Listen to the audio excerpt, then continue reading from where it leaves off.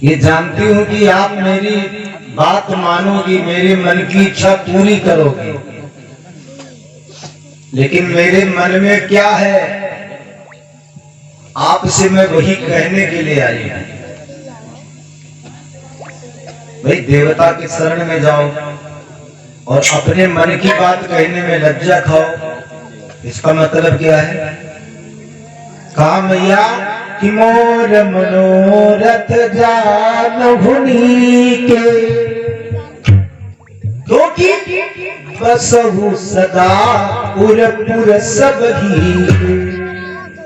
मैया आप सबके मन की बात को समझ जाती हो, मेरे मन में क्या है आप अच्छी तरह से जानती हो, और मन की बात कहने के लिए हमको लज्जा आ रही है, क्योंकि भारत की देवियों के पास सबसे बड़ा आभूषण जानते कौन सा होता है? सबसे कीमती आभूषण कौन सा होता है? इन माताओं के पास सबसे कीमती गहना, सबसे कीमती आभूषण कौन सा है? कह दो हार होती बड़ा कीमती। सबसे कीमती गहना होता है लाज का, क्योंकि भारत देश की देवियां लाजवंती हैं, इनको लज्जा बहुत आती है, और जिसकी आंखों में लज्जा नहीं वो सबसे निर्धन होती है। क्योंकि भारत देश की लड़की अपने पिता से सब कुछ मांग लेती है, पर एक बात कभी भी नहीं मांग पाती है। चाहे जितने दिन तक पिता बेटी की शादी ना करे, वो कभी अपने पिता से अपनी शादी की बात नहीं कर सकती। कोई बिटिया कहा कि हमारे पापा ब्याह करा को, कहती कि भारत की देवियां हैं, पिता जीवन भर चाहे कन्यादान ना करे, लेकिन बेटी अपने बाप से कभी अपने विवाह की बात नहीं कर सकती। कितनी लाजवान है ये देवियां। एक बार एक लड़की जो थी भोले बाबा की उपासना करने लगी, रोज मंदिर को जाती है, रोज अगरबत्ती लगाती है, रोज फूल पाती चढ़ाती है, रोज सेवा करती है, और बहुत से सोमवार के व्रत भी उसने रखे।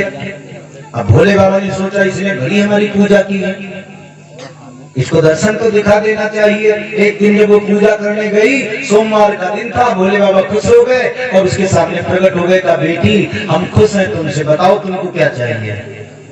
अब वो लड़की चाहती है कि हमको वर जो है सुंदर मिले, पति हमको खूब सुंदर मिले, अच्छा मिले। अब सोचने लगी कि भोले बाबा से अगर ये बात कहती हूँ तो भोले बाबा कहेंगे कि ये लड़की तो बड़ी बेशर्म है, लज्जा इसको नहीं आती, अपना पति हमसे मांग रही है। तो उसने कहा कि भोले बाबा अब आपसे हम क्या मांगे, क्योंकि हमको अपने लिए कुछ मांगना ही नहीं है।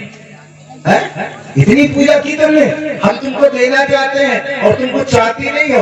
अरे महाराज अगर आप देना ही चाहते हैं तो हमारे बप्पा के एक वरदान दे दो। और क्या दे दे? कहा हमारे पिताजी को दामाद जो मिले वो बहुत सुंदर हो। भोले बाबा को हंसी आ गई। हमारे भारत देश की कन्या मांग रही है अपना पति सुंदर, लेकिन लज्जा के कारण कहती कि नहीं नहीं हमको कुछ नहीं चाहिए, हमारे पिता को जो दामाद मिले वो खूब ही सुंदर हो। वही जानकी जी कहती हैं मैया मन में तो बहुत है पर कहने में लज्जा आ रही है कि मोरे मनोरथ